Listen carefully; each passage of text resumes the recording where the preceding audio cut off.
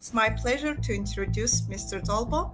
He is a director of the Institute of International Studies at the Academy of Science. He was a head of sector of European Studies and research fellows. I will just introduce what we should talk about Mongolian history and culture in briefly, just in my 15 minutes.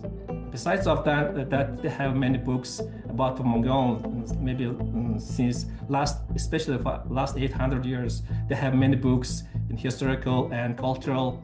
Okay, ancient history, we like to say, of course, the Central Asian Plateau is just belonging to nomadic tribes. And also they have some other caves which has just imprinted some calligraphs in the cave and other stones. There's like a Stone Age and Bronze Age. They have all different types of archaeological findings you could find everywhere. Stones which is just showing us as like an ancient people just left those things for us. As also we have like to say it's only nation who has just haven't obtained the Chinese structure in their life, who is just near part of the Chinese nation. And also they have some kind of mistakes like to talking from Mongolian history, just Mongols as much different. And also the Buddhism is just very new, only 17th century for Mongolian history. That's why the shamanism is just one of these, it was only religion during, even for time of the Genghis Khan for Mongols. Thank you very much for your attention. So I would like to welcome our next speaker, Mr. De facto Jargal. So very briefly, for last 36 years, since we started the democratic revolution, Mongolia has changed substantially, dramatically, I would say, which shows the way how the society can be living better under democracy and market economy. And unfortunately, today our market economy is not as booming as it was before. But thanks to whatever changes we have done in that directions, Mongolians live much better now.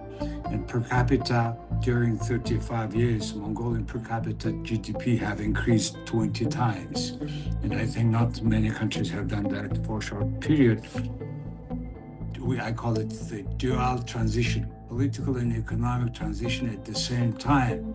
And without proper political and economic institutions, it's very hard. That's what we face every day in Mongolia. So it is not smooth, this dual transition, but we keep moving forward and life is changing. Mongolians have never seen so many good houses, apartments, cars in our history.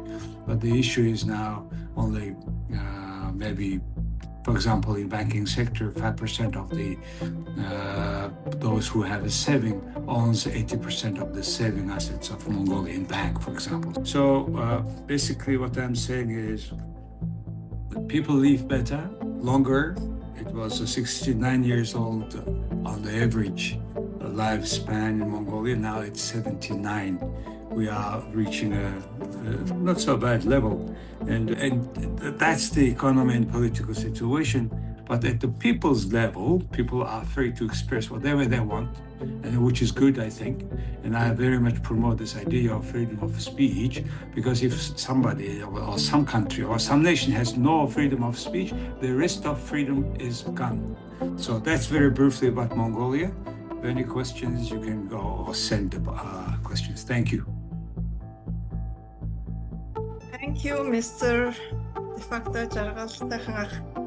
And our PP also.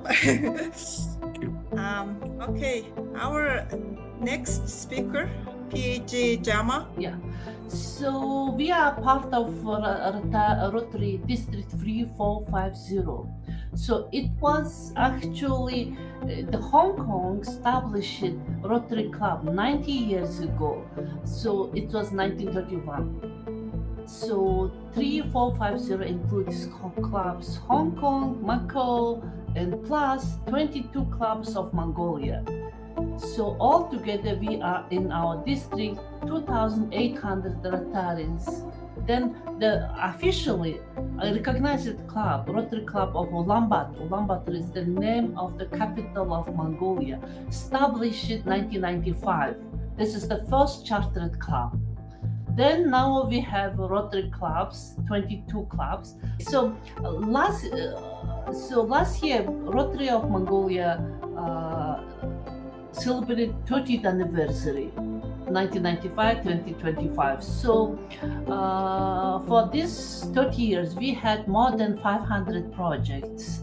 So this is the numbers only from last year. So we have lots of projects like brain projects, Children's Heart Project, Early Disease Detection Program, Clean Water Sanitation, and one of the big projects was Keep Mongolia Green Project, because Mongolia has a big issue. So yeah, there is a picture of some of our participants right there. There is Pirijandili and other Rotarians from Hong Kong and Mongolia. So all together we have put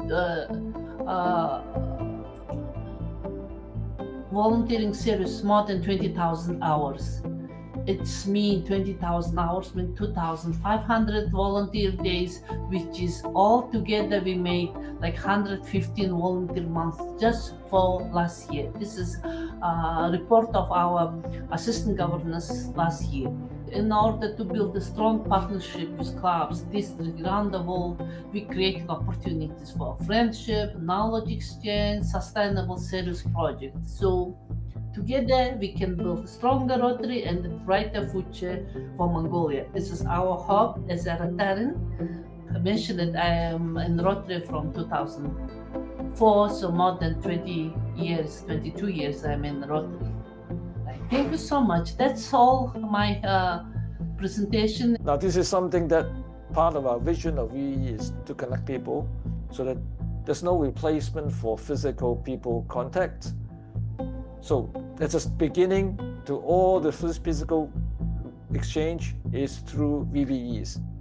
So do recommend people or Rotarians to take part on VVEs. And we are promised that we work very hard to continue VVEs, and we are expecting a presentation from Belgium for the next month. People who wish to help other people with their own resources, and that's truly the magic of Rotary, which that brings all of us here. I think we have about 70 participants. Thank you for staying with us through this almost 1.5 hours, and we appreciate it very much, and we hope that you were able to join our session in future and start to learning from each other.